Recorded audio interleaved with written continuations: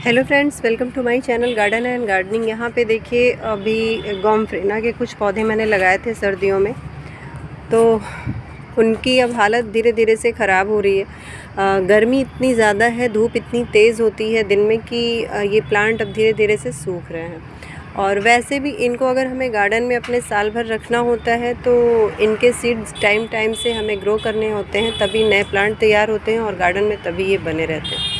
कुछ ऐसे पौधे और भी होते हैं जिनको हम उनके बीज से उगाते रहें तो गार्डन से वो जाते नहीं हैं, और कुछ ऐसे पौधे हैं जिनकी कटिंग हम लगाते रहें तो साल भर वो हमारे गार्डन में बने रहते हैं। जैसे कोलियस है या विनका है, तो विनका सीड से भी ग्रो हो जाता है और कटिंग से भी तैयार हो जाता है। अगर हमें साल भर इसको बचा के रखना होता है, ज़्यादातर विनका बरसात में ख़राब होता है, तो अभी हम अगर इसकी कटिंग तैयार कर लें तो ये पौधा बचा रहेगा। और उसी तरीके से ये है गोम्फ्रेना, इसका भी टाइम होता है। अब सर्दियों के बाद, सर्दियों में काफ़ी अच्छे से ये काम करता है, और फिर अभी बारिश का टाइम आ रहा है, फिर से अगर हम इनको नए प्लांट तैयार कर लेंगे इनके बीज से तो फिर से ये हमारे गार्डन में तैयार होके इसी तरीके से भर के फ्लावर करेंगे।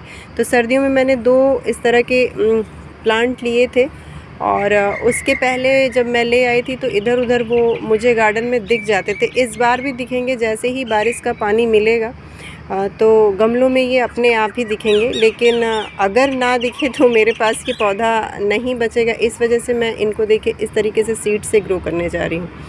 तो कुछ ऐसे पौधे होते हैं जिनको बार बार हमें ख़रीद के लाने की ज़रूरत नहीं होती। एक बार अगर हम ले आते हैं तो चाहे उसकी कटिंग से या उसके बीजों से हम नए पौधे तैयार करके गार्डन में उसको सालों साल चला सकते हैं। तो इस तरह से देखिए इसके सीड्स हमको कलेक्ट करने हैं जब बिल्कुल इस तरीके से सूख जाए।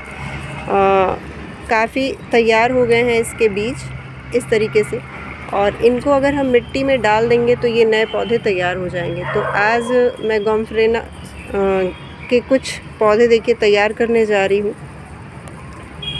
क्योंकि ये धीरे धीरे प्लांट अब लग रहा है ख़राब होगा। अगर मैं इनको कट कर दूं तो शायद फिर से ये ग्रो हो जाए। तो एक बार सारे फ्लावर जब सूख जाएंगे तो मैं इनकी कटिंग भी कर दूंगी, लेकिन अभी पहले मैं इनको सीड से उगाने की कोशिश करती हूँ। उग जाते हैं, बहुत ईज़िली उग जाते हैं, क्योंकि इधर उधर इनके सीड जब गिरे रहते हैं तो बारिशों में ढेरों पौधे इनके तैयार हो जाते हैं। और देखिए काफ़ी सीड्स मैंने ले लिए हैं। और इसी तरीके का एक पौधा और है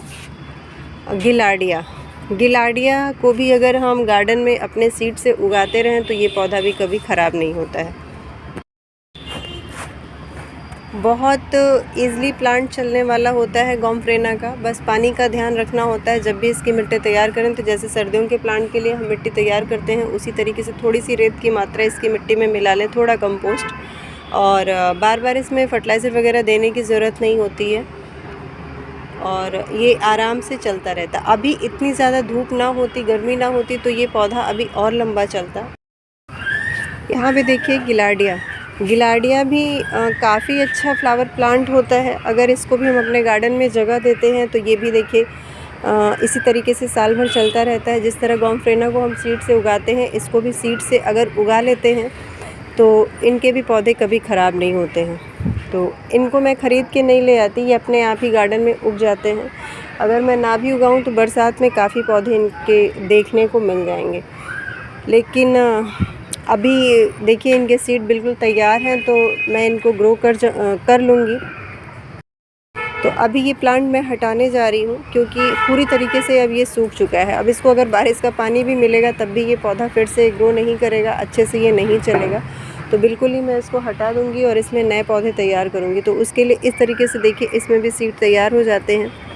थोड़ा सा इनके सीड्स चुभते हैं हाथ में, तो बिल्कुल इस तरीके से जो ब्राउन हो जाए, सूख जाए, वही सीड हमको डालने हैं इसमें मिट्टी में, तभी ये आसानी से उगेंगे। और अगर नहीं भी डालते तो देखिए कितने ज़्यादा प्लांट पे बीज तैयार हो रखे हैं। अपने आप ही बारिश का पानी मिलते ही ये जितने इसके आसपास ग्रो बैग हैं सब में इनके नए पौधे तैयार मिलेंगे। और थोड़ी सी हाइट होती है प्लांट्स की, अगर हम ग्रो बैग में इन पौधों को लगाएं तो बहुत तेज़ी से ये पौधे ग्रो करते हैं, और बारिश में इनकी ग्रोथ बहुत अच्छी होती है। तो मैं बारिशों के पहले ही प्लांट तैयार कर लूँगी। और जैसे ही बारिश का पानी मिलेगा पौधों को तो पौधे बहुत तेज़ी से ग्रो करेंगे और भर भर के इनमें फ्लावर आएंगे। तो 2 जगह मैंने लगाया था ये, कि यहाँ पे देखिए प्लास्टिक के पॉट में लगाया था तो ये भी पौधा बिल्कुल सूख गया है, तो इनको भी हटा दूँगी और नए पौधे मैं तैयार कर लूँगी। और इनके पौधे थोड़े से अगर हम बड़े ग्रो बैग में लगाते हैं या बड़े गमले में लगाते हैं तो काफ़ी टाइम तक ये गार्डन में रहते हैं। मिट्टी इनको ज़्यादा चाहिए होती है थोड़ी सी, उसी तरीके से ये फैलते हैं, बढ़ते हैं और उसी तरीके से इनमें कलियाँ बनती हैं।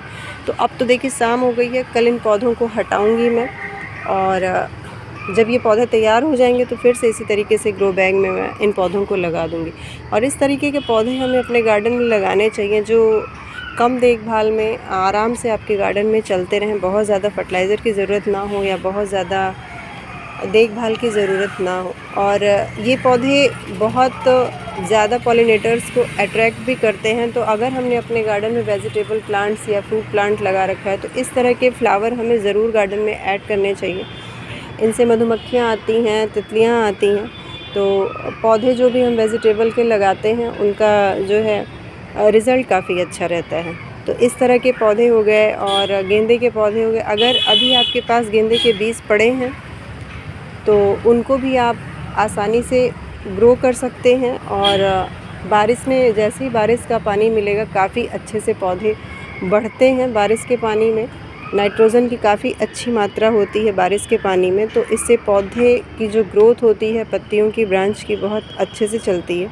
और जैसे ही बारिश ख़त्म होगा फिर से गेंदे के जितने भी प्लांट हैं वो फ्लावर पे स्टार्ट हो जाएंगे। तो यहाँ पे देखिए एक मैंने पॉट ले लिया है ट्रे टाइप का और इसी में मैं इन जितने भी बीज हैं इनको इस तरीके से तोड़ के गिरा दूंगी और नए पौधे मेरे तैयार हो जाएंगे। तो गिलाडिया और गॉम्फ्रेना के पौधों को ज़रूर इस तरीके से तैयार कर लीजिए, नए पौधे मिल जाते हैं और काफ़ी अच्छे भी होते हैं। छोटे छोटे से इनके फ्लावर काफ़ी खूबसूरत लगते हैं गॉम्फ्रेना के, और गिलाडिया के भी फ्लावर काफ़ी खूबसूरत होते हैं। गिलाडिया में भी 3-4 कलर आपको दिख जाएंगे, रेड, ऑरेंज और येलो। तो काफ़ी देखिए सीड्स बहुत ज़्यादा हो गए और जगह कम है, फिर भी इसी में मैं इनको ग्रो कर दूंगी और बाकी जो है इधर उधर मैं डाल दूंगी। इस तरीके से देखिए किसी भी पॉट में डाल देंगे, अगर इनको उगना होगा तो ये उग जाएंगे इस तरीके से। यहाँ भी देखिए इस तरीके से जो भी पौधे हों हमारे गार्डन में जिनको हम सीड से ग्रो कर सकते हैं और जो पौधे बीज से उगने के बाद अच्छे से फ्लावर करते हैं उनको गार्डन में हमें तैयार करते रहना चाहिए।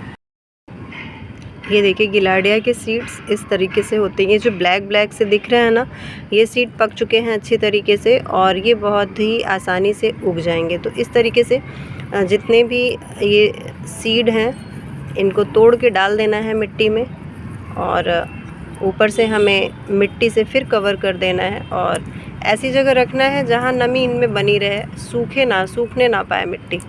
और अभी गर्मी बहुत ज़्यादा है तो इनको अच्छे से ये उग जाएं, इसके लिए अगर हम पन्नी से इनको कवर कर देते हैं, पॉलीथीन से कवर कर देते हैं, तब भी नमी बनी रहती है, तब भी काफ़ी अच्छा रिज़ल्ट मिलता है।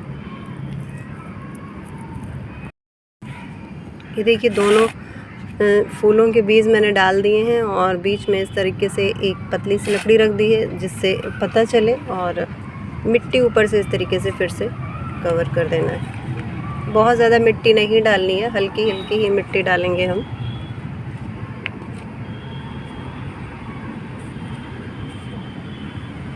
इस तरीके से, और पानी से बिल्कुल इनको गीला कर देना है। एक बार बीज डालने के पहले पूरी मिट्टी को हमें गीली कर लेनी थी, लेकिन मैंने किया नहीं। तो उससे क्या होता है, जब हम दोबारा पानी डालते हैं तो इधर उधर जो है बीज हिलते नहीं है, खिसकते नहीं है, अपनी जगह पे बने रहते हैं। तो इस तरह से अगर आपके भी गार्डन में ये पौधे पहले से हैं तो इनको तैयार कर लीजिए, नए पौधे तैयार कर लीजिए और बारिशों में इनमें बहुत अच्छे से ग्रोथ होगी और बहुत अच्छे से फिर फ्लावर आएंगे।